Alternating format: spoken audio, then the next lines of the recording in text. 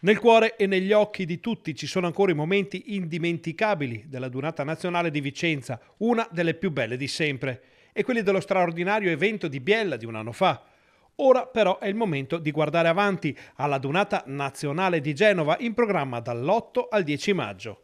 Si tratta della 97esima Adunata Nazionale delle Penne Nere che tornano nella città della Lanterna dopo 25 anni, portando con sé oltre 400.000 presenze. Il conto alla rovescia è già partito, manca poco e a Genova tutto è pronto, o quasi. Ormai siamo, oserei dire, addirittura d'arrivo, certamente ci sono ancora alcune cose da sistemare, da puntare, però ecco, ormai la macchina è in via di completamento. Quella di maggio sarà la sesta adunata genovese degli alpini, a conferma del rapporto di grande amore che c'è fra le terre di Ponente e le Penne Nere. La città li ha sempre accolti e li accoglierà anche stavolta, quindi certamente, per carità, siamo avanti qualcuno con l'età, quindi ci vuole qualche agio in più rispetto al passato, ma io credo che Genova, come sempre, i genovesi e i liguri accoglieranno gli alpini a braccia aperte.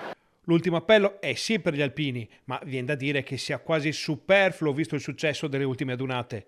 Però due parole il presidente delle Penne Nere le spende anche per i genovesi e i liguri. Quello che voglio raccomandare ai nostri alpini è che si comportino come sempre da alpini, quindi da persone serie che sanno fare festa, farla molto bene, trasmettere quel senso di allegria e di partecipazione e anche di coinvolgere magari i genovesi che qualche volta come tradizione sono un po' restii, ma io sono convinto che i nostri alpini sapranno creare anche qui a Genova quell'area giusta, corretta, di sana allegria da un lato, ma anche di trasmissione di valori, di solidarietà, di condivisione, di amicizia dall'altro.